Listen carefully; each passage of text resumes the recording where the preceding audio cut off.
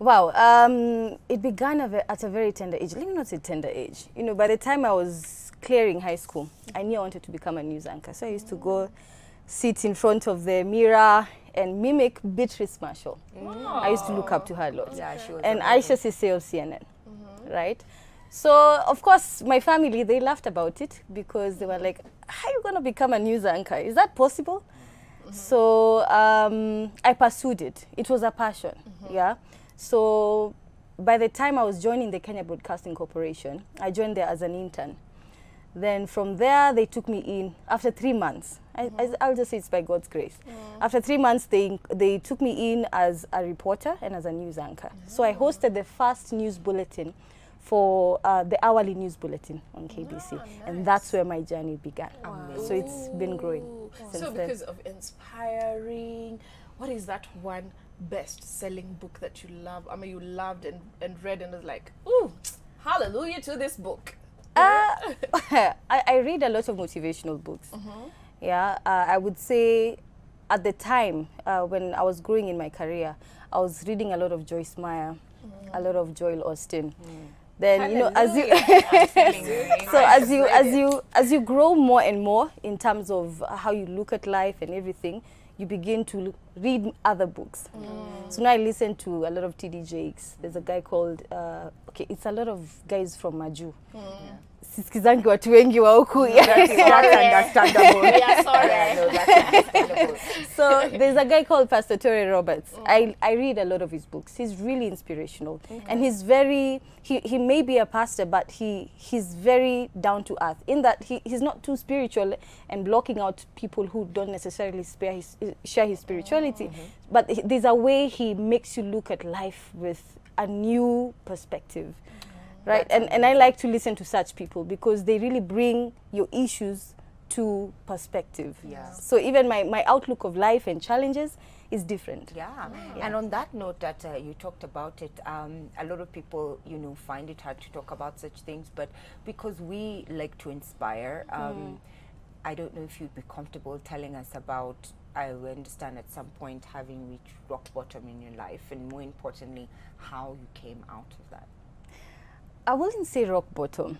It's a very, very intimate story. I don't even know. You guys put me off guard. Let me say, I don't want to wear the pastoral hat right now, so I just want to be Leah right now. But there's a point where I actually came out of my career because there was something happening in my life, something I did not understand, something that was very, very new to me. Yeah, it was a new experience. So I would say through that, I learned a lot of things. Let me say from God, because I pray a lot. I'm a very prayerful person. So my journey is all about prayer. So I learned how to pray for myself. Because I think many young people especially, they're so clingy to pastors, to bishops, to what, you know, they idolize these people. They do. And I think I was there myself, right? So through that experience, I learned how to depend on God as opposed to depending on a man. That is amazing. Because a man is just a mere man. Preach it, Wow. sister. Right? Hallelujah. No, that's amazing. That's Yeah, what I'm saying. and That's so so inspirational. During that time, I you know, there's a point I asked God, you know, like, how am I supposed to recover from this? Because it was an experience from a place where I used to go. That was a church. And then I learned that some places are not authentic, right? And so through that, I actually even speak to the young people. You know, they go to these charismatic churches, they say, oh, you know, people who run around. I'm not saying it's the wrong thing, but I'm not too charismatic right now. If you're going to come and tell me about God, I don't need you to show me by demonstration. Because some people will show you things through demonstrating, but by what power? No, I don't want to go too deep. But through that experience, I just learned to know God for myself. Like, who is God? Like, I can go to him as a father, right? And through that, I still had my passion. It's funny how when you are going through a season, it's like God just puts you aside. And no one even knows where you are, you know? And then suddenly you come out and everyone is like, where are you? Where have you been? You know?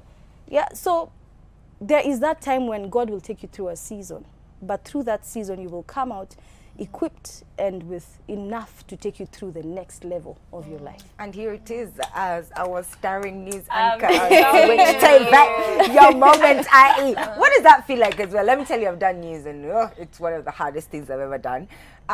Yeah, you need to have a certain roho. What is it like, you know, hosting the news? You do such an amazing job. Thank you. I like the fact that our news is also not so straight cut. You do such a great job. Tell us about that.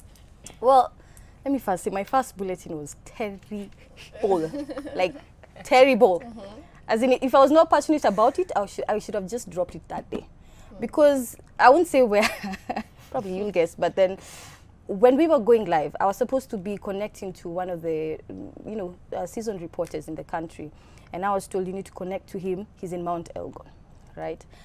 And that's my first bulletin, my very first time to go on air. So I'm told, okay, speak to so-and-so, they're in Mount Elgon. So I'm like, hello, can you hear me?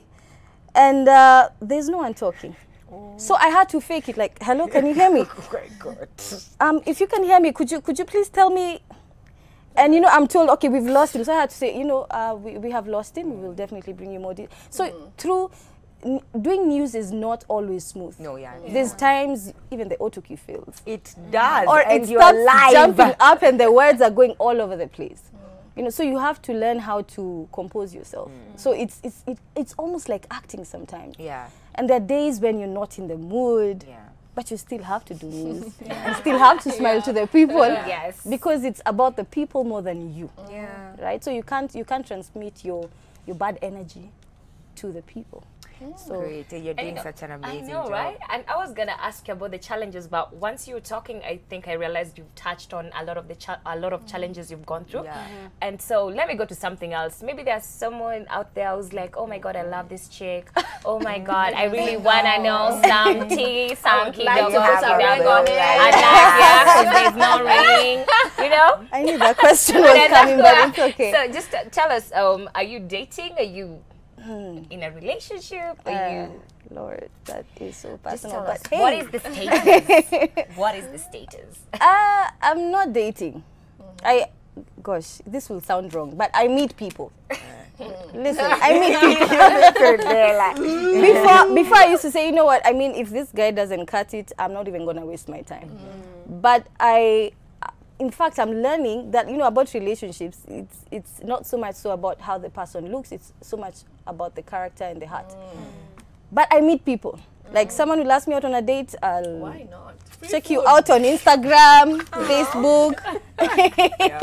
And you're pretty fly. You can see that coming.